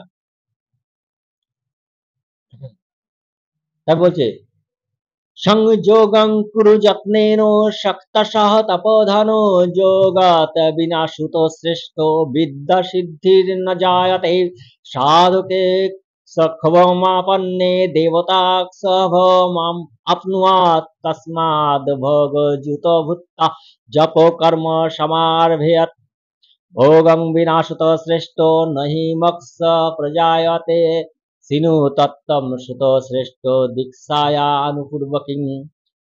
ভোগ বিনা মোক্ষ লাভ হয় না। দেখুন, আসুন অনুবাদ কি বলছে। অতএব তোমাকে উপদেশ দিতেছি হে তপোধন, তুমি যত্নপূর্বক শক্তির সহিত যোগ করো। শক্তি যোগ না হলে কদাচ পুরুষার্থ সিদ্ধ হয় না। অতএব তুমি তোমার স্ত্রীর সঙ্গে থাকো, না হলে পুরুষার্থ, অর্থাৎ পুরুষার্থ কি, ধর্ম, অর্থ, কাম এবং মোক্ষ কিচ্ছু হবে না। যারা এই সংসার ধর্ম ত্যাগ করে গিয়ে মঠ মন্দিরে পড়ে আছে, তারা সব মহাপাপী, কমন মহাপাপী। এটা আমার ভাষা না, এটা বইয়ের ভাষা অনুযায়ী, অর্থাৎ শাস্ত্রীয় মত অনুযায়ী, যে তারা সম্পূর্ণ মহাপাপী। এই যারা সংসার ধর্ম ত্যাগ করেছে, কেন ত্যাগ করেছে? বাবুকে খেতে দিতে পারবে না, বাবা মাকে খেতে দিতে পারবে না, কর্ম করতে পারে না। কর্ম না করার কারণে দেখছে যে একটা ভণ্ডামি, ব্রেনকে খাটিয়েছে, কিভাবে ভণ্ডামি করে মানুষের সঙ্গে মানুষের পয়সাগুলো হাতিয়ে নিয়ে একটু সুখে থাকা যায়, সেই চেষ্টা করেছে। সে প্রভুপাদ বলুন আর যেই বলুন, সব এই ভণ্ড। পুরুষার্থ সিদ্ধির অভাবে সাধক ক্ষোভিত হলে দেবতা ক্ষোভ প্রাপ্ত হন। অর্থাৎ পুরুষার্থ সিদ্ধি, অর্থাৎ চতুর্বর্গ পুরুষার্থ, ধর্ম, অর্থ, কাম, মোক্ষ, এই সিদ্ধির অভাব হলে সাধক ক্ষোভিত হয়ে যায় এবং দেবতাও ক্ষোভ প্রাপ্ত হন। ভোগযুক্ত হইয়া জপ কর্ম আরম্ভ করা বিধেয়। তাহলে স্ত্রীকে সঙ্গে রাখতে হবে, সঠিক সংসার করতে হবে, সংসারে থেকে সঠিকভাবে জপ কর্ম করতে হবে। হে সুত শ্রেষ্ঠ, ভোগ ব্যতিরেকে অপবর্গ লাভ হইতে পারে না। দেখুন, আগেকার দিনে যেসব মুনি ঋষিরা ছিল, তারা কি স্ত্রীকে ত্যাগ করে, সংসার ত্যাগ করে তারা চলে গেছে? তারা এত বড় বড় গ্রন্থ রচনা করেছে, শাস্ত্র রচনা করেছে, তারা কি এই ত্যাগ করে চলে গেছে? না। তারা দেখুন, প্রত্যেকের স্ত্রী এবং সন্তান ছিল, তারা তাই নিয়ে তারা গৃহকর্ম করেছে এবং শাস্ত্র রচনা করেছে, ভগবানকে দর্শন করেছে। তা চৈতন্যদেব কি করেছেন ভাবুন, একটা শাস্ত্র রচনা, এই যে শাস্ত্রগুলো এত সুন্দরভাবে রচনা করা হয়েছে, কখনো রচনা করতে পেরেছে? ভোগ ব্যতিরেকে অপবর্গ লাভ হইতে পারে না। তোমাকে হিতোপদেশ দিতেছি, তুমি দীক্ষার অনুপূর্বী শ্রবণ করো। দশ বর্ষেতু সংপ্রাপ্তে দ্বাদশাভ্যন্তরে সুত স্নুয়াদ্ধরি নামানি ষোড়শানি পৃথক পৃথক হম্নি নামা বিনা পুত্র কর্ণ শুদ্ধি ন জায়তে। হরিনাম বিনা কর্ণ শুদ্ধি হয় না। সিনু মাতা মহামায়ে বিশ্ব বীজং স্বরূপিণী হরিনাম মহামায়ে ক্রমাদ বদ সুদেশ্বরী। কি বলছে দেখুন, দশম বর্ষ হতে দ্বাদশ বর্ষ, অর্থাৎ 10 হতে 12 বৎসরের মধ্যে পর্যন্ত হরিনাম, ষোড়শ হরিনাম পৃথক পৃথক শ্রবণ করিবে। হে পুত্র, হরিনাম বিনা কর্ণ শুদ্ধি হয় না। হ্যাঁ, বলছে হরিনাম ছাড়া কর্ণ কান শুদ্ধ হয় না, মন শুদ্ধ হয় না। বাসুদেব কহিতেছেন, হে মাতো, তুমি বিশ্বের কারণভূত। ভগবান নারায়ণ বলছেন, ভগবান শ্রীকৃষ্ণ বলছেন, তুমি বিশ্বের কারণভূত মহামায়া স্বরূপা, আমার অনুরোধ রক্ষা করিয়া হরিনাম আমার নিকট বলেন। দেখুন, বাসুদেব শ্রীকৃষ্ণ হরিনাম কি জানেন না? বাসুদেব শ্রীকৃষ্ণ জানেন না যে হরিনাম কি, তাকে জানাচ্ছেন। কে জানাচ্ছেন? ত্রিপুরা সুন্দরী জানাচ্ছেন হরিনাম। যে মন্ত্র নিয়ে বড় বড় ডায়লগ দেয় এই, সেই মন্ত্রই ত্রিপুরা সুন্দরী বলছেন। এবার ত্রিপুরা উবাচ, বাসুদেব বলছে সেই হরিনাম আমাকে বলো। তখন ত্রিপুরা উবাচ, ত্রিপুরা দেবী বললেন, ত্রিপুরা সুন্দরী দেবী মহামায়া বললেন, হরে কৃষ্ণ কৃষ্ণ কৃষ্ণ হরে হরে, হরে রাম রাম রাম হরে হরে। অর্থাৎ হরে কৃষ্ণ কৃষ্ণ কৃষ্ণ হরে হরে, হরে রাম রাম রাম হরে হরে। এটা হলো হরিনাম। এই দাতৃংশ দক্ষিণানেব্য কল্লৌ নামানি সর্বদা সিনুচ্ছন্দ সুত শ্রেষ্ঠ হরি নামনা সদৈবহি ছন্দহি পরমাঙ্গুজ্জং মহৎ পদ মনোবয়ং সর্বশক্তি ময়ং মন্ত্রম হরি নাম তপধনম। দেখুন ত্রিপুরা কি বলছেন, ত্রিপুরা দেবী বলছেন, হে পুত্র, মানে নারায়ণকে বলছেন, কৃষ্ণকে বলছেন, হে পুত্র শ্রবণ করো, বলিতেছি হরে কৃষ্ণ কৃষ্ণ কৃষ্ণ হরে হরে, হরে রাম রাম রাম হরে হরে। এই দাঁত অর্থাৎ 32 অক্ষর বিশিষ্ট দাঁত রিংসদ অক্ষর হরিনামই কলিযুগে ত্রাণ করে। অর্থাৎ 32 অক্ষর হরিনাম কলিযুগে ত্রাণ করে। হে সুশ্রেষ্ঠ, এই মন্ত্রের ছন্দ অতি সুগোপ্য। অর্থাৎ এই মন্ত্রের ছন্দ রয়েছে, গোপনীয় ছন্দ রয়েছে। এবং হে তপোধন, এই হরিনামাত্মক মন্ত্র সর্বশক্তিময়।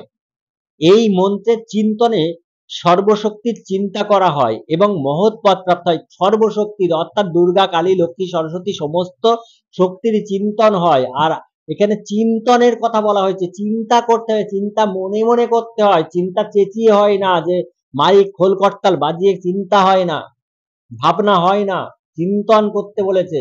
হরি নাম মন্ত্রস্য বাসুদেব স্মৃত গায়ত্রী ছন্দিত্তুক্তাং ত্রিপুরা দেবতমতা মহাবিদ্যাসু সিদ্ধার্থম বিনিয়োগঃ প্রকৃতিতঃ এতন্মন্ত্রণ শ্রুত শ্রেষ্ঠ প্রথমং সিনুয়ান্নর শ্রুতাদিজ মুখাত পুত্র দক্ষ কর্ণে তপোধন আদৌ ছন্দস ততস মন্ত্রম শ্রুত শুদ্ধ ভবেন্নর দ্বাদশাভ্যন্তরে শ্রুতাকর্ণ শুদ্ধিম আপনুয়াত। দেখুন বলছে হরিনাম মন্ত্রে বাসুদেব হলেন ঋষি, গায়ত্রী বাসুদেব ঋষি, কারণ বাসুদেব এটা দর্শন করেছেন, এই মন্ত্রটা বাসুদেব দর্শন করেছেন। অর্থাৎ ভগবান শ্রীকৃষ্ণ সাধনা করে দর্শন করেছেন গায়ত্রী ছন্দ।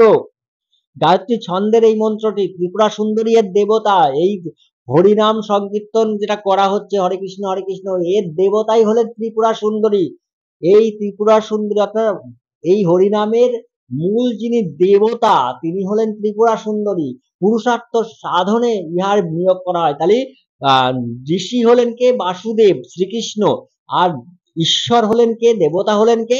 তিনি হলেন ত্রিপুরা সুন্দরী মহামায়া। তাহলে হরে কৃষ্ণ মন্ত্রের দ্বারা কাকে ডাকা হয়? মহামায়াকে ডাকা হয়, ত্রিপুরা সুন্দরীকে ডাকা হয়।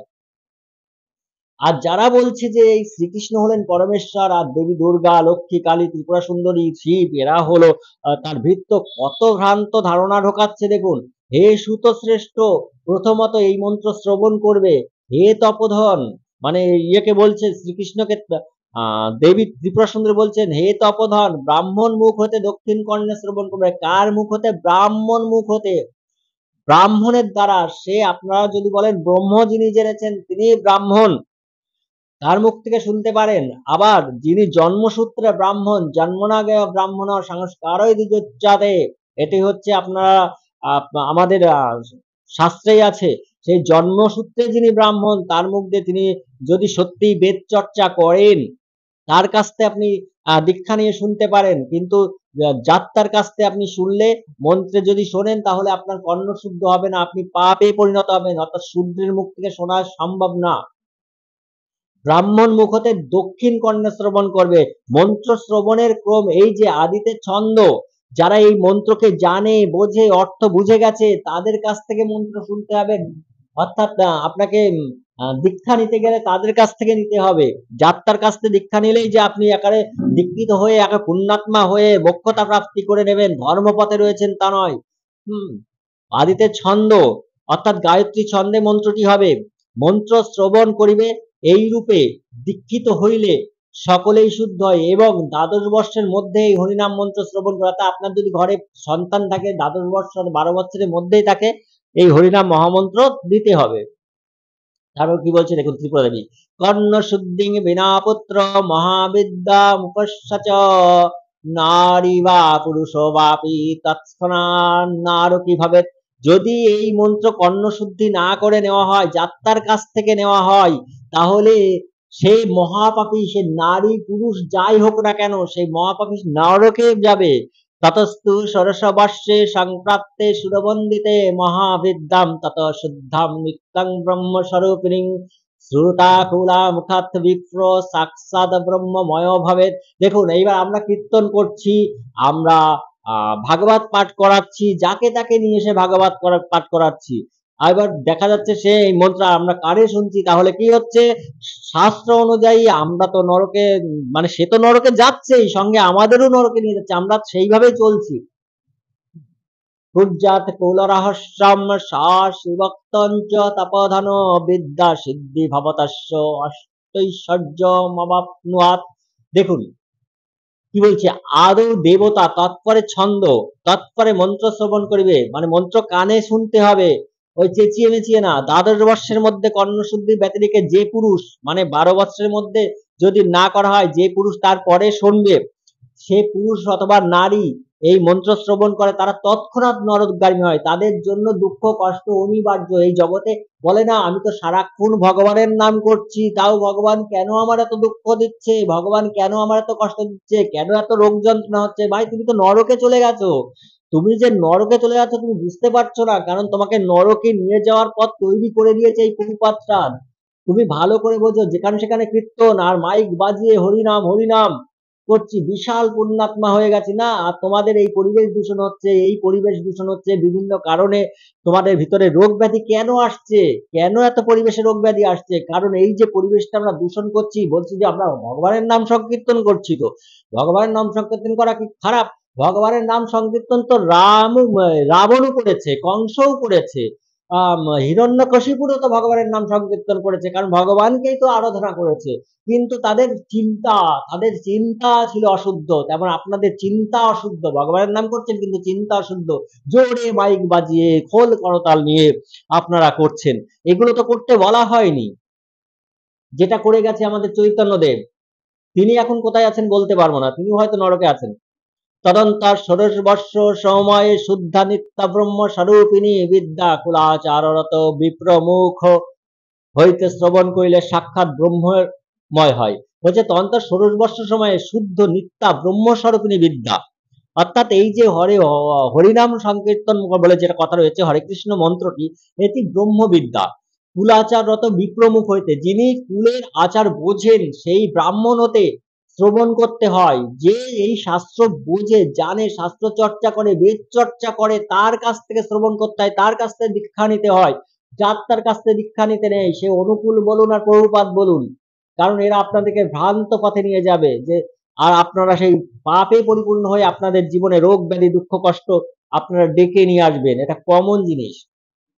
তারপরে বলছে কেন এত দুঃখ কষ্ট আসছে, কেন মানুষ যন্ত্রণা পাচ্ছে, এত হরিনাম করার পরও কেন যন্ত্রণা পাচ্ছে, কারণ তারা পাপের পথে রয়েছে। হরিনাম পাপ নয়, কিন্তু পাপ করছে তারা নিজের চেতনায়, তারা নিজের চেতনাকে জাগ্রত করতে পারছে না। হে তপোধন, যে ব্যক্তি শিবক্ত কুল রহস্য বিদিতে নিরত, কুল রহস্য বিদিতে এই যে নিয়মের বিদিতে যে থাকে এবং তাহার বিদ্যা সিদ্ধি হয়, অনিমাদি অষ্টসিদ্ধি লাভ হয়। আমরা যে বলছি যে কেন এখন মন্ত্র কাজ করছে না, কারণ আমরা তো শাস্ত্র মেনে কাজ করছি না, অশাস্ত্রীয় ভাবে কাজ করছি, তার জন্য এত দুঃখ কষ্ট। তারপরে কি বলছে, রহস্যং হি বীণাপুত্র শ্রম এব হি কেবলং অতএব সুত শ্রেষ্ঠ রহস্য রহিতস্যতে রহস্য রহিতং বিদ্যং না জপেতু কদাচন এতদ্র রহস্যং পরমং হরিনাম তপধনম আকারস্তু সুত শ্রেষ্ঠ শিব সাক্ষান্ন সংশয় রেফস্তুতি প্রাদেবী দর্শন মূর্তির ময়ী সদা একারঞ্চ ভগং বিদ্যাৎ সাক্ষাৎ জনীন তপধন হকার শূন্য রূপিচ দেখো বিগ্রহ ধারক। দেখুন হকার, হকার এই যে হরে কৃষ্ণের হকার হলেন স্বয়ং শিব, সাক্ষাৎ শিব। রেফ হলেন ত্রিপুরা দেবী দশমূর্তি মই সদা, এবং একার হলো তার এই যে যোনি স্বরূপ,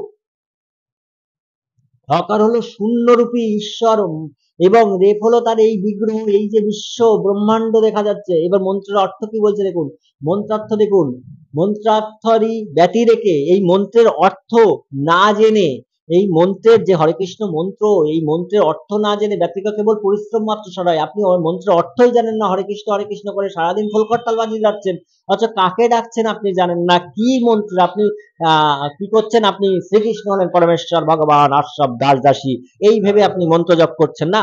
এই সুত শ্রেষ্ঠ, হে সুত শ্রেষ্ঠ, ভগবান শ্রীকৃষ্ণকে বলছে হে সুত শ্রেষ্ঠ, পুত্র শ্রেষ্ঠ, তুমি রহস্যহীন কি প্রকারে সিদ্ধি হতে পারে? এই মন্ত্রের রহস্য না জেনে কিভাবে সিদ্ধ হবে? রহস্য রহিতা বিদ্যা কদাচ আরাধনা করবে না। যদি তুমি এই বিদ্যার রহস্য না জানো তাহলে কখনো আরাধনা করো না। ভগবান শ্রীকৃষ্ণকে বলছেন কে? ত্রিপুরা দেবী বলছে আরাধনা করো না। আর আমরা সারাক্ষণ হরে কৃষ্ণ করে যাব আর মনে করছি যে শাস্ত্রকে মানবো না। ভগবান শ্রীকৃষ্ণ কিন্তু গীতাই বলেছে, শাস্ত্র ব্যতীত রেখে যে কর্ম করা হয় সেগুলো অশাস্ত্রীয়, তা কোনো ফল লাভ হয় না, বরং ক্ষতি হয়, কোনো ভালো ফল লাভ হয় না। অতএব তোমাকে হরে কৃষ্ণ ইত্যাদি হরিনাম মন্ত্রের গোপনীয় পরম রহস্য বলিতেছি।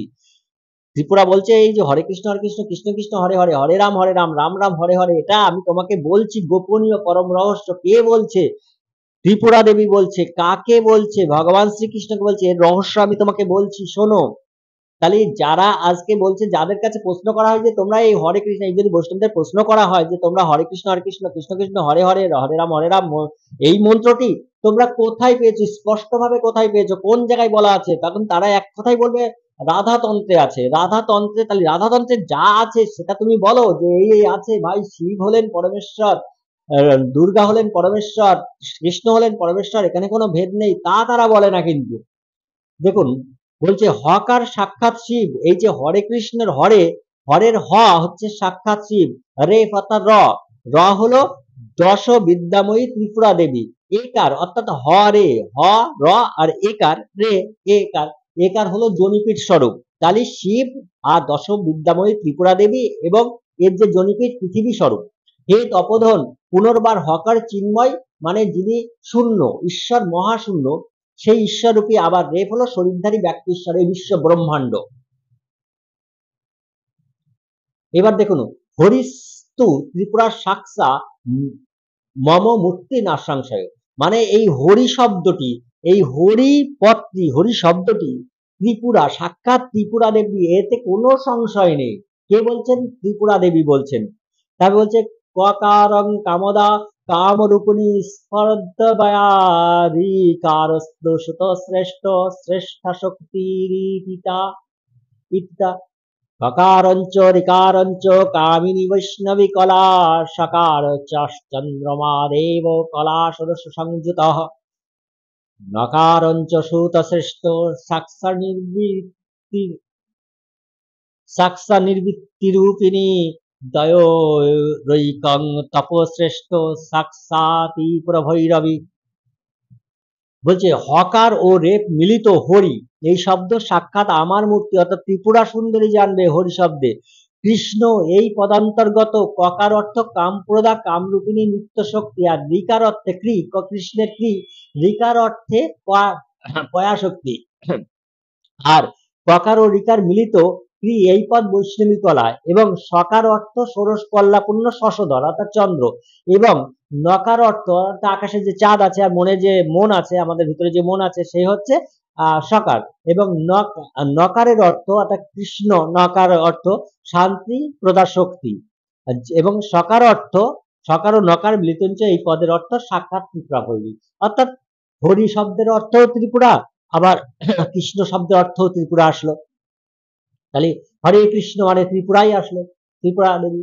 কৃষ্ণ কৃষ্ণ সুত শ্রেষ্ঠ মহামায়া জগন্ময়ী। এবার কৃষ্ণ কৃষ্ণ যেটা বলছে, হরে কৃষ্ণ কৃষ্ণ কৃষ্ণ, এই কৃষ্ণ কৃষ্ণ শব্দে মহামায়া জগন্ময়ী দুর্গা। হরে হরে তত দেবী শিব শক্তি স্বরূপিণী। এবার হরে হরে শিব শক্তি স্বরূপিণী কে? দুর্গা, পার্বতী বা ত্রিপুরা সুন্দরী বা কালিকা বা রুদ্রাণী, যে রূপেই না ডাকা হোক না কেন, সেই হরে রামেতি চ পদং সাক্ষা জ্যোতির্ময়ী পরা। হরে রাম, এটা হচ্ছে সাক্ষাৎ জ্যোতির্ময়ী দুর্গা দেবী। রেফাস্তুর ত্রিপুরা সাক্ষাৎ দাননন্দামৃত সংযুতা। মকারস্তু মহামায়া নিত্যাত রুদ্র রূপিণী বিসর্গস্তু সুত শ্রেষ্ঠ সাক্ষাৎ কুণ্ডলিনী পরা। এইবার দেখুন, এইগুলো জানতে গেলে আপনাকে ধ্যানমগ্ন হতে হবে। ধ্যানমগ্ন হলে তখন এই কুণ্ডলিনী চক্র আপনার জাগ্রত হবে। আপনার জাগ্রত হলে আপনি তখন সাক্ষাৎ বুঝতে পারবেন। আপনি ধ্যান না করে খোলকর্তাল বাজিয়ে যাচ্ছেন। আপনাকে বলেছে এগুলো জানতে গেলে কুণ্ডলিনীকে জাগ্রত করতে হবে, তবেই তো আপনি সাক্ষাৎ দর্শন করতে পারবেন হরে কৃষ্ণ মন্ত্রের। আমরা যে মন্ত্রই জপ করি না কেন, আমরা যে মন্ত্রকেই চিন্তন করি না কেন, তার জন্য আমাদেরকে ধ্যানমগ্ন হয়ে চিন্তন করতে হয়। আমাদেরকে ওই মুসলিমদের মতো আমি বলছি ওই ওয়াজ মাহফিল করে বেড়ানোর জিনিস নয়। আমরা এটা আলোচনা করতে পারি যে এটা এইভাবে আমরা মানে কোনো ভাগবত আসরে গিয়ে অবশ্যই এগুলো বলতে পারি, আলোচনা করতে পারি, কিন্তু ইয়ে নিয়ে খোল করতাল বাজিয়ে আমরা হরে কৃষ্ণ করে গেলাম, এতে কোনো লাভ হবে না। হরে কৃষ্ণ যদি করতে হয় বা গায়ত্রী মন্ত্র যদি করতে হয়, যদি মৃত্যুঞ্জয় মহামন্ত্র করতে হয়, যে মন্ত্রই আমরা করি না কেন, জপ করি না কেন, সেটা আমরা ধ্যানের মাধ্যমে আমরা চিন্তন করতে হবে। তবে হচ্ছে রাম রামেতি চ পাদং শিব শক্তি সংসুত হরে হরে বিচ পাদং শক্তি দয় সমন্বিতম। কি বলছে? কৃষ্ণ কৃষ্ণ এই পদের অর্থ জগন্ময়ী মহামায়া দুর্গা। হরে এই শব্দের অর্থ হলো প্রকৃতি পুরুষাত্মক ব্রহ্ম। হরে রাম এই শব্দার্থ জ্যোতির্ময়ী প্রকৃতি দুর্গা। রেপ সাক্ষাৎ ত্রিপুরা সুন্দরী, মকার সাক্ষাৎ জ্যোতির্ময়ী নিত্য শক্তি দুর্গা বা কালী, আপনি যে নামেই বলুন না কেন। বিসর্গে কলকুণ্ডলিনী শক্তি বোধ হয়। দেখুন, এইবার দেখুন এই কলকুণ্ডলিনী শক্তি জাগ্রত করাটা কি অত সহজ? আপনাকে যদি ধ্যান না করেন, আপনি যদি সেই শাস্ত্রীয় মতে না চলেন, সারাক্ষণ হরিনাম করছি আমি আমি পুণ্য করছি না, আপনি আরো পাপ করছেন, রোগ ব্যাধি ডেকে নিয়ে আসছেন। ঠিক আছে? বিসর্গে কলকুণ্ডলী শক্তি বোধ হয় রাম রাম এই পদে, শিব শক্তি জ্ঞাপক হরে হরে এই পদে উভয় শক্তি বোঝায়। অর্থাৎ শিব এবং শক্তি এই উভয়কেই বোঝায়, অর্থাৎ ব্রহ্ম এবং প্রকৃতি উভয় বোঝায় এই রাম রাম রাম বলছে। আচ্ছা, আদ্যান্তে পুনবং দত্তা যজ আদ্যন্তে পুনবং দত্তা যো জপে দশধাদিজো স্বভাবেত সুত বর শ্রেষ্ঠ মহাবিদ্যা সুসুন্দর এষা দীক্ষা পরজ্ঞয়া ষষ্ঠ শক্তি সমন্বিতা হরি নাম্ন সুত শ্রেষ্ঠ জ্যেষ্ঠা তু বৈষ্ণবী স্বয়ং। দেখুন, তারপরে বিনা শ্রী বিষ্ণবিং দীক্ষা প্রসাদং সদ্গুরো বিনা কোটি বর্ষং সমাদায় রৌরবং নরকং ভজেত। আপনারা কি রৌরব নামক নরকে যেতে চান? তাহলে আপনারা আপনাদের ইচ্ছা মতো করুন, না হলে এই যেগুলো বলা হয়েছে সেগুলো হচ্ছে হে সুত শ্রেষ্ঠ, এই মন্ত্রের আদ্যান্ত অর্থাৎ আদিতে প্রণব, অর্থাৎ হরে কৃষ্ণ করার আগে আদিতে প্রণব যুক্ত করতে বলা হয়েছে। প্রণব কি? আউম। এই ওম হরে কৃষ্ণ কৃষ্ণ কৃষ্ণ হরে হরে হরে রাম রাম রাম হরে হরে ওম। এই যে ওম আদিতে এবং অন্তে প্রণব অর্থাৎ ওম যোগ করে ১৬ বার মন্ত্র জপ করে করে সে মহাবিদ্যা বিষয়ক বিশেষ জ্ঞানবান হয়। হে সুত অর্থাৎ আদিতে এবং অন্তে এই ওম জপ করতে হবে। কিন্তু নিমাই শ্রী চৈতন্যদেব কি আপনাদেরকে বলেছিল যে হরে কৃষ্ণ জপ করতে গেলে আদিতে এবং অন্তে ওম করে করতে হয়? কারণ নিমাই শ্রী চৈতন্যদেব জানতেন যে বহু গ্রন্থে লেখা আছে একমাত্র ব্রাহ্মণরাই ওম জপ করতে পারে। সেই জন্য তিনি আপনাদের সঙ্গে ছলনা করে গেছেন। সেই জন্য হরে কৃষ্ণ তো বলেছেন, কিন্তু ওম আর দিয়ে যাননি।